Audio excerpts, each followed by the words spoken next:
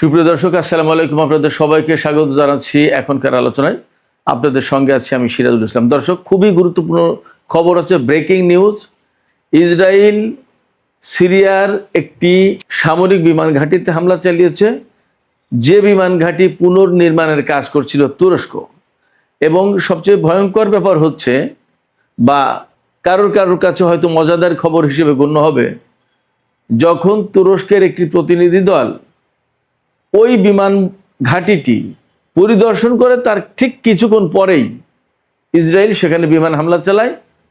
বিমান হামলায় রানওয়ে ক্ষতিগ্রস্ত হয়েছে।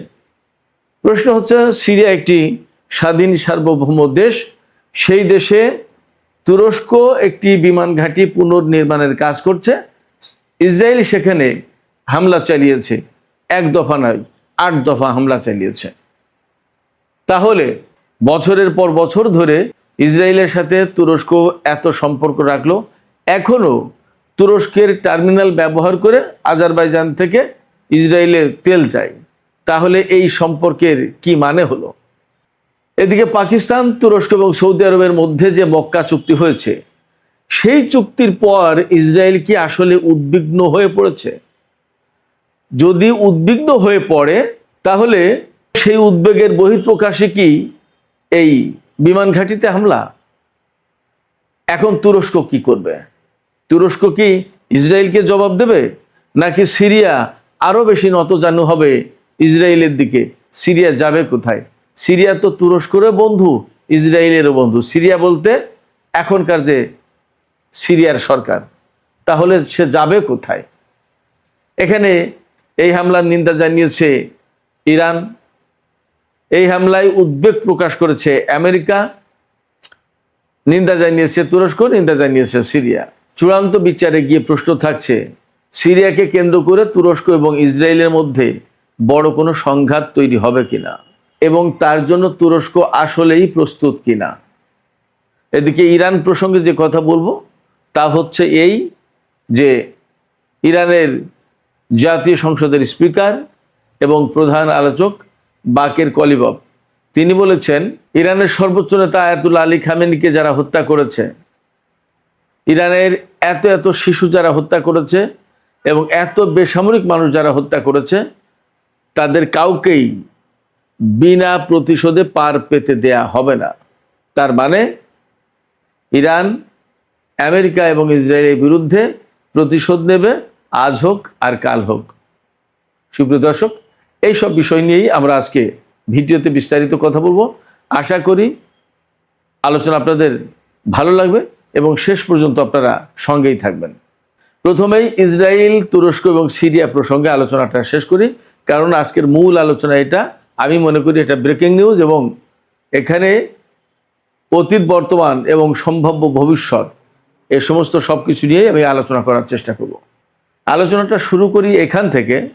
সিরিয়ার বর্তমান যে সরকার, আল সারা সরকার যেটা, বা জোলানির সরকার, এই আল সারা বা জোলানির সরকার, তারা তুরস্কের সাথেও বন্ধুত্ব রাখে, ইসরায়েলের সাথেও বন্ধুত্ব রাখে। বরং বন্ধুত্ব রাখে না ইরানের সাথে, বন্ধুত্ব রাখে না লেবাননের একটা প্রতিরোধকামী সংগঠন আছে, আপনারা সবাই তার নাম জানেন, তাদের সাথে। এরা সম্পর্ক রাখে না ফিলিস্তিনের যারা প্রতিরোধকামী সংগঠন, আপনারা সবাই তার নাম জানেন, তাদের সাথে। খুবই অদ্ভুত কিছু সমীকরণ আছে, আমি খুব একদম খুলে খুলে আপনাদেরকে দেখাবো। আপনারা খেয়াল করুন, আপনারা শুনবেন, আপনারা বোঝার চেষ্টা করবেন এবং আপনারাই সিদ্ধান্ত নেবেন। এখানে তুরস্ক এবং ইসরায়েল আসলে কার হয়ে কার কাজ করে, আপনারা সিদ্ধান্ত নেবেন, আমি কিছু বলবো না। আল জোলানি সরকারের সাথে তুরস্কের যেমন সম্পর্ক, ইসরায়েলের সম্পর্ক তেমনই। বাশার আল আসাদ সরকার ইসরায়েলের শত্রু ছিল, তুরস্কের শত্রু ছিল। এই জোলানি তারাই তো একেবারে চূড়ান্ত সশস্ত্র যুদ্ধের মাধ্যমে বাশার আল আসাদ সরকারকে দেশ ছাড়া করলো বলা যায়। তাহলে কি দাঁড়ালো? বাশার আসাদ সরকার বা সিরিয়ার প্রেসিডেন্ট বাশার আল আসাদ ইসরায়েলেরও শত্রু ছিল, তুরস্কেরও শত্রু ছিল। তুরস্কের শত্রু ছিল কোন লাইন থেকে? খেয়াল করুন, আজকের এই পরিস্থিতি বোঝার জন্য এই জিনিসগুলো বোঝা দরকার। তুরস্কের প্রেসিডেন্ট রজব তাইয়িপ এরদোগান বলতো যে এই বাশার আসাদ সরকার বা তার বাবা হাফেজ আল আসাদ সিরিয়ায় হাজার হাজার মুসলিম ব্রাদারহুডের মানুষ মেরেছে, ইসলামী আন্দোলনের মানুষকে হত্যা করেছে, এবং এরা স্বৈরাচারী সরকার, মানুষের রক্তের উপর ক্ষমতায় বসে আছে। এবং ঠিক একই কথা বলতো আমেরিকা, পশ্চিমা দেশগুলো আর ইসরায়েল। এই কারণে মিশরে যখন হোসনি মুবারকের পতন হলো, মুসলিম ব্রাদারহুডের ক্ষমতা আসার সম্ভাবনা তৈরি হলো এবং পরবর্তীতে ক্ষমতা আসলো, তখন এরদোগান ব্যাপক নড়ে চড়ে বসলো এবং একেবারে সিরিয়া পর্যন্ত মুসলিম ব্রাদারহুডের শাসন কায়েম করে ফেলবে এরকম একটা ভাব নিল। কিন্তু তুরস্কের ভিতরে মুসলিম ব্রাদারহুডের শাসন কায়েম হবে না, সে ব্যাপারে তিনি কিন্তু ক্লিয়ার, তিনি সেটা করবেন না তার আগ পর্যন্ত, অর্থাৎ সিরিয়া পর্যন্ত। আর ওই সময় এই যে মুসলিম ব্রাদারহুডের শাসন কায়েম, এইটা ইসরায়েল তো চায় না, পছন্দ করে না। কিন্তু বাশার আসাদ সরকারকে উৎখাতের সুযোগ নিল এই কারণে যে ইসরায়েল খুব ভালো করেই জানে সিরিয়াতে ব্রাদারহুডের, মুসলিম ব্রাদারহুডের কোনো আন্দোলন, বড় কোনো সংগঠন কিছুই ছিল না জীবনে কোনোদিন। ওই রকম হাজার হাজার লাখ লাখ মানুষ হত্যাও করা হয়নি। এগুলো সবই পশ্চিমা প্রচারণা, তুরস্ক বা এই ধরনের কিছু দেশের প্রচারণা। এর মূল কারণ ছিল নিজেদের সংকট আর এক জায়গায় রেখে ওখানে লোকজনকে ব্যস্ত রাখা, নিজের সেফ থাকা, এক বিরাট কৌশলী চাল। যখন মিশরে হোসনি মুবারকের পতন হলো, তখন ইসরায়েল, আমেরিকা বা পশ্চিমারা আসাদ সরকারকে পতন ঘটাতে চাইল এই কারণে যে এই সুবিধায় মুসলিম ব্রাদারহুডের আন্দোলনের কথা বলি আর যাই বলি আরব বসন্ত, যেভাবে হোক এই আন্দোলন সিরিয়ায় নিয়ে গিয়ে ঠেকিয়ে বাশার আসাদকে উৎখাত করতে পারলে ইসরায়েলের একদম ঘরের দরজা থেকে রাষ্ট্রীয় প্রতিরোধকামী শক্তির পতন ঘটে। অর্থাৎ ইসরায়েলের সামনে রাষ্ট্রীয়ভাবে আর কোনো দেশ থাকে না, একেবারে ঘরের দরজা থেকে পা ফেললেই তো সিরিয়া। আর সেই সিরিয়ার বাশার আসাদ সরকার ইসরায়েলের চরম কঠিন বিরোধী। আরব বিশ্বে বাশার আসাদ সরকারের মতো আর কেউ বিরোধী ছিল না ইসরায়েলের। নেতানিয়াহু বা ইসরায়েলি সরকার চাইলো বাশার আসাদের পতন হোক, পরে বাকিটা দেখা যাবে। একবার পতন ঘটাতে পারলে সেখানে ইসরায়েল, আমেরিকা, পাশ্চাত্যের প্রভাব ঠিকই প্রতিষ্ঠা করা যাবে, সেখানে পাত্তা পাবে না তুরস্ক। তাহলে এরদোগানের টার্গেট মুসলিম ব্রাদারহুডের শাসন কায়েম করা, এই জন্য বাশার আসাদকে সরাতে হবে। আর ইসরায়েলের টার্গেট বাশার আসাদকে যেভাবেই হোক সরালে সেখানে ইসরায়েলের প্রভাব প্রতিপত্তি অনেক বিস্তৃত করা যাবে। ইসরায়েলের সামনে থেকে একটা রাষ্ট্রীয় শক্তির পতন হয়, ইসরায়েলকে রুখে দেওয়ার বা ইসরায়েলকে মোকাবেলার মতো কোনো শক্তি আর সিরিয়ায় থাকবে না। শুধু তাই না, সিরিয়াকে কেন্দ্র করে ইরান এবং এই অঞ্চলের বিভিন্ন প্রতিরোধকামী সংগঠনের যে উপস্থিতি ছিল সিরিয়াতে, বাশার আসাদ সরকার থাকার কারণে এটা সম্ভব হয়েছিল। বাশার আসাদকে হটিয়ে দিতে পারলে, ক্ষমতাচ্যুত করতে পারলে এদের কারোর অবস্থান, ইরানের অবস্থান তো পরের কথা, কারোর অবস্থানই থাকবে না সিরিয়ায়। সিরিয়া হবে তখন একটা গড়ের মাঠ। ইসরায়েল যে বৃহত্তর ইসরায়েল অর্থাৎ গ্রেটার ইসরায়েল প্রতিষ্ঠা করতে চায়, তার প্রথম বড় বাধা মুক্ত হয়ে যায়, এই বিরাট সিরিয়া ইসরায়েলের কার্যত ভূখণ্ডে পরিণত হয়। দুই ব্যক্তির অর্থাৎ নেতানিয়াহুর আর এরদোগানের টার্গেট দুই রকমের ছিল, বাট কমন গোল ছিল বাশার আসাদকে পতন ঘটাও। যখন ফিলিস্তিনের গাজায় এত ভয়াবহ নিধন যজ্ঞ চালিয়েছে ইসরায়েল, তখন কিন্তু এরদোগান শুধু কথা বলে গেছে, কাজের কাজ কিছু করেনি। যখন খুব ক্রিটিক্যাল অবস্থা এবং সিরিয়ার বিভিন্ন অবস্থানে, ইরানি অবস্থানে যখন ইসরায়েল বারবার হামলা চালাচ্ছে, ঠিক তখনই তুরস্ক এই জুরানিদেরকে লেলিয়ে দিল বাশার আসাদের বিরুদ্ধে খুব দুর্বলতম মুহূর্তে, যে দখল করো ক্ষমতা। যখন ইসরায়েলের সাথে ইরানের যুদ্ধ লাগে অবস্থা, ঠিক তেমন একটা অবস্থায় এই কাজ করলো। এবং তখন রাশিয়া বাশার আসাদকে সরিয়ে নিয়ে গেল, বাশার আসাদ রাশিয়াতে চলে গেল, ইরান তার অবস্থান ছেড়ে চলে আসলো এবং একদম ফাঁকা ময়দানে ইসরায়েল গোল দিতে থাকলো। সিরিয়ার সমস্ত সামরিক অবকাঠামো, বিমান ঘাঁটি, ক্ষেপণাস্ত্র ডিপো, গোলাবারুদের ডিপো, যত যত যা কিছু ছিল সব ধ্বংস করে দিল। বিমান ঘাঁটি তো একদম সব ধ্বংস। ইসরায়েলের বিমান বাহিনী বেশ ভালো শক্তিশালী ছিল, ধ্বংস করে দিল।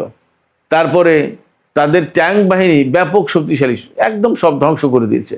এখন সিরিয়ায় যে জোলানি সরকার, তাদেরকে একদম ফকির মিসকিন বানিয়ে দিয়েছে সামরিক সক্ষমতার দিক দিয়ে, সামরিক শক্তির দিক দিয়ে। এইগুলো যখন করেছে তখন কিন্তু তুরস্ক একদম কিছুই বলেনি ইসরায়েলকে। ইসরায়েলকে বলেনি এই নেতানিয়াহু বা এই ভাই তোমরা করো কি। মাত্র একটি সরকারের পতন হলো এবং নতুন এরা সরকারে এসেছে, ক্ষমতা এসেছে, তোমরা তাদের সমস্ত সব কিছু ধ্বংস করে দিচ্ছ কেন? সেখানে আমি ব্যক্তিগতভাবে মনে করি এরদোগানের একটা বিশেষ টার্গেট ছিল, সিরিয়ার সমস্ত সামরিক সমস্ত সব কিছু ধ্বংস হয়ে গেলে ওই জায়গায় বিপুল পরিমাণের সামরিক সরঞ্জাম বিক্রি করতে পারবে, তুরস্ক একটা ব্যবসা করবে। আমেরিকার যেমন বিভিন্ন জায়গায় এরকম টার্গেট থাকে যে ওখানে যুদ্ধ হলে আমরা এই পরিমাণে অস্ত্র বিক্রি করতে পারবো, তুরস্কের সিরিয়া কেন্দ্রিক এই টার্গেট ছিল। অতএব ইসরায়েল যে সমস্ত ধ্বংসযজ্ঞ চালিয়েছে কোনো কিছু বলেনি এর বিরুদ্ধে। অবশ্য তুরস্ক কিছু বললেও ইসরায়েল যে শুনতো এমন কোনো সম্ভাবনা নেই। যাই হোক, মধ্যপ্রাচ্যের চলমান পরিস্থিতি এবং গাজার ক্রাইসিস একদম চরমতম পর্যায়ে যাওয়ার পর ইসরায়েলের সাথে তুরস্কের বাণিজ্য সম্পর্ক সম্ভবত অনেকটাই কাট আপ হয়েছে, তবে কিছু কিছু সম্পর্ক এখনো আছে বলে মনে করা হয়। বিশেষ করে আজারবাইজান থেকে তুরস্কের মাধ্যমে ইসরায়েলে যে তেল যায় সে তেল এখনো যায় বলেই জানা যাচ্ছে। বিভিন্ন তথ্য উপাত্ত থেকে জানা যায় আজারবাইজান থেকে প্রতিদিন ইসরায়েলে 94,000 ব্যারেল অপরিশোধিত তেল যায়।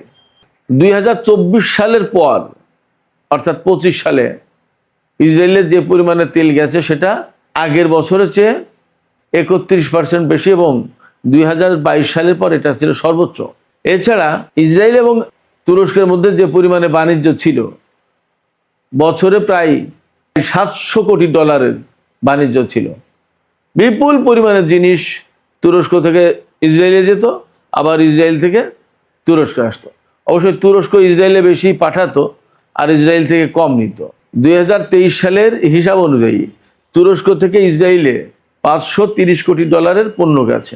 ইসরায়েল থেকে তুরস্ক গেছে $150 কোটি পণ্য। তুরস্ক থেকে ইসরায়েলে ইস্পাত, আয়রন, সিমেন্ট, জিপসিয়াম, কাপড় চোপড়, তৈরি পোশাক, এরকম বিভিন্ন প্লাস্টিকজাত পণ্য, বিভিন্ন রকমের দ্রব্যাদি যায়। এর ভিতরে তুরস্ক থেকে ইসরায়েলে বিপুল পরিমাণে জিপসাম যায়। ইসরায়েলে যে জিপসাম প্রয়োজন তার অর্ধেক প্রায় তুরস্ক থেকে যায়। সম্পর্ক 2023, 24, 25 সালেও ছিল, এখন অনেকটা কমেছে। বাট তুরস্কের রজব তাইয়িপ এরদোগান যখন প্রেসিডেন্ট, প্রধানমন্ত্রী, তখন ইসরায়েলের সাথে এইভাবে সম্পর্ক ছিল। সেই ইসরায়েলের সাথে এখন কিছুটা টানাপোড়েন তৈরি হয়েছে, আর এই মক্কা চুক্তির পর আরো বেশি টানাপোড়েন তৈরি হয়েছে মনে হচ্ছে। বাট এখানে সবচেয়ে গুরুত্বপূর্ণ সেটা হচ্ছে এই যে জুলানি সরকার, এই জুলানি সরকার সিরিয়ায় ক্ষমতা আসার পর সিরিয়াকে কেন্দ্র করে এখন কিন্তু মূলত দুই পাশে দুইজন টানাটানি করছে। ইসরায়েল টানছে তার দিকে আর তুরস্ক টানছে তার দিকে। মানে হচ্ছে, ধরুন সিরিয়া হচ্ছে একটা ছাগল আর দুই পাশে দুই নেকড়ে এই ছাগলকে নিয়ে টানাটানি করছে। ব্যাপারটা হয়েছে এরকম। সহজ উদাহরণ, তুরস্কের টার্গেটটা কি? এরদোগানের ভেতরে এখনো একটা স্বপ্ন লালিত। ওই যে উসমানীয় সাম্রাজ্য শেষ হয়েছিল, সেই উসমানীয় খেলাফত, উসমানীয় সাম্রাজ্য সে ফেরাবে এবং এরদোগান হবে তার অধিপতি, রাজা, খলিফা, যাই বলেন। আর ইসরায়েলের টার্গেট হচ্ছে সিরিয়াকে যখনই সে নিজের কবজায় নিতে পারবে তখন তার সামনে বিরাট দরজা খুলে যাবে। ইসরায়েল তো ছোট্ট একটা ভূখণ্ড, সিরিয়াকে যখন সে কবজায় নিতে পারবে তখন একেবারে গড়ের মাঠ, তার কোনো ঝামেলা থাকবে না, তার সামনে কোনো বাধা থাকবে না। সে যখন খুশি তখন সে সিরিয়ার উপর দিয়ে বিমান চালিয়ে ইরাকে হামলা চালাবে, ইরানে হামলা চালাবে, যা খুশি তাই করবে। টার্গেটটাই, অর্থাৎ সিরিয়াকে ইসরায়েলের পক্ষে নিতে পারলে গ্রেটার ইসরায়েল এবং নিউ মিডল ইস্ট প্ল্যান যেটা, সেটা বাস্তবায়নের জন্য তার পথ সহজ হয়ে যায়। এই জায়গায় একটা দ্বন্দ্ব হচ্ছে যে তুর্কি খেলাফত প্রতিষ্ঠা করবে, তার জন্য সিরিয়ার দরকার এরদোগানের, আর গ্রেটার মিডল ইস্ট প্রতিষ্ঠা করবে বা গ্রেটার ইসরায়েল প্রতিষ্ঠা করবে, তার জন্য সিরিয়াকে দরকার ইসরায়েলের। এই জায়গায় বলির পাঠা হচ্ছে সিরিয়া, টানাটানি এই কারণে। বাশার আসাদকে ক্ষমতা থেকে সরানোর লাভ কি এরদোগানের, সেটা নিশ্চয় আপনাদের কাছে ক্লিয়ার হয়েছে। আর বাশার আসাদকে সিরিয়া থেকে সরালে লাভ কি ইসরায়েলের, সেটাও আমি আশা করি আপনাদেরকে ক্লিয়ার করতে পেরেছি। এইরকম একটা টার্গেট থেকে দুই পক্ষ বাশার আসাদকে কমন এনিমি, অভিন্ন শত্রু হিসেবে গণ্য করে তাকে ক্ষমতা থেকে সরিয়ে দিয়েছে।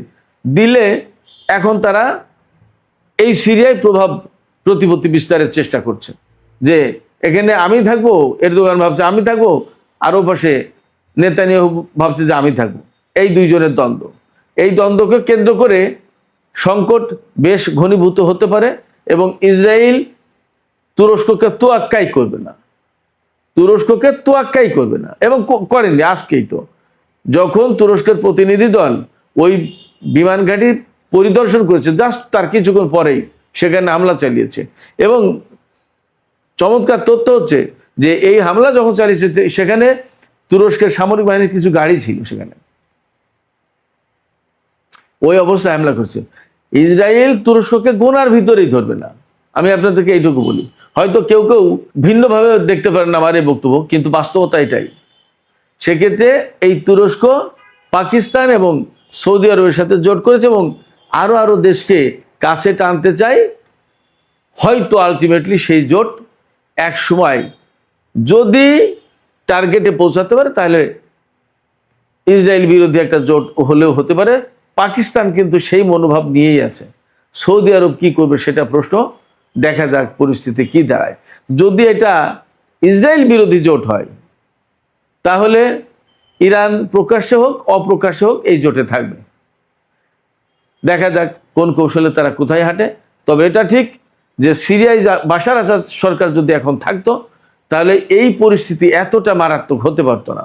যে সেন্সিটিভ অবস্থা দীর্ঘদিন ধরে চলেছে, সিরিয়ায় যে দুর্বলতার কারণে ইসরায়েল প্রায় সময় হামলা চালিয়েছে, এই অবস্থা তৈরি করার পেছনেও এরদোগানের হাত রয়েছে। ওই যে বলেছি, মিশরে হোসনি মুবারকের পতনের পর আরব বসন্তের আন্দোলন ঠেলে আনা হলো সিরিয়ায় এবং সিরিয়ার বাশার আসাদ সরকারকে ক্ষমতাচ্যুত করার টার্গেট নিল। আমেরিকা সেখানে কাজ করলো, তুরস্ক তাতে ব্যাপকভাবে সহযোগিতা করলো।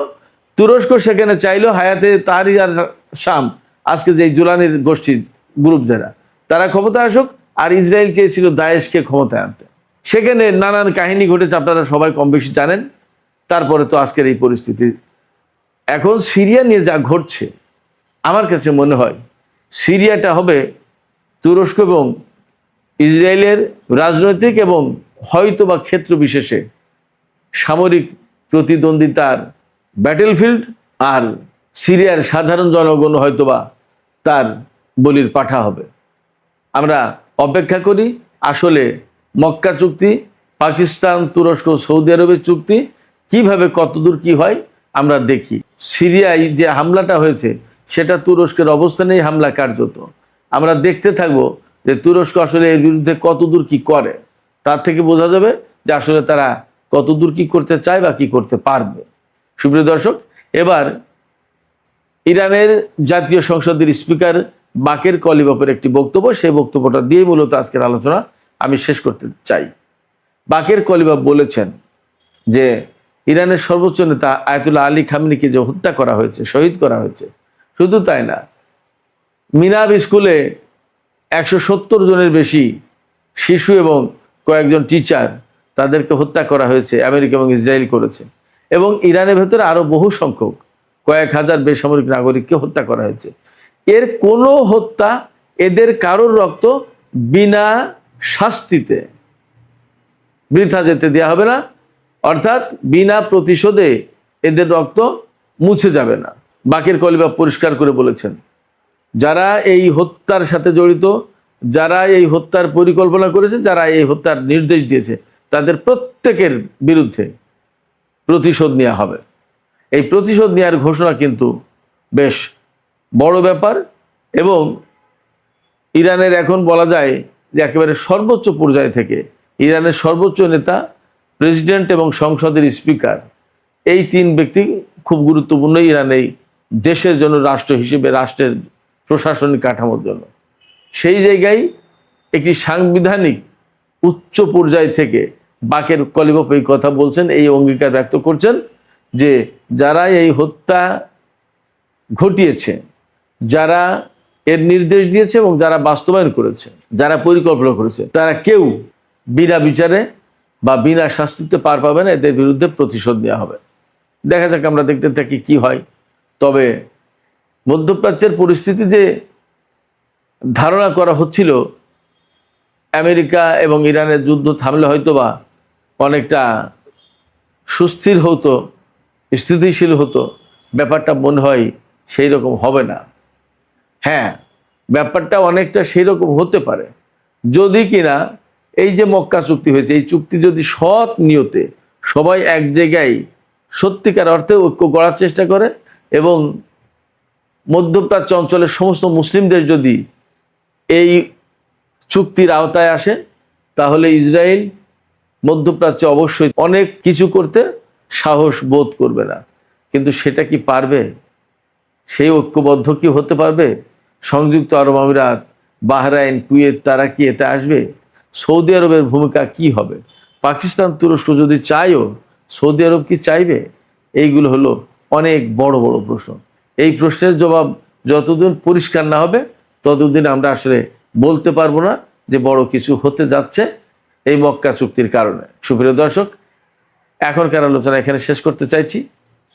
আলোচনা শেষের আগে আপনাদের মতামত জানতে চাই, আপনারা কি মনে করেন তুরস্ক এবং ইসরায়েলের ভেতরে কিছু কিছু উত্তপ্ত অবস্থা তৈরি হচ্ছে, আমরা দেখতে পাচ্ছি। আপনারা কি মনে করেন চূড়ান্ত পর্যায়ে গিয়ে তুরস্ক এবং ইসরায়েলের ভেতরে বড় কোনো সামরিক সংঘাত সৃষ্টি হতে পারে?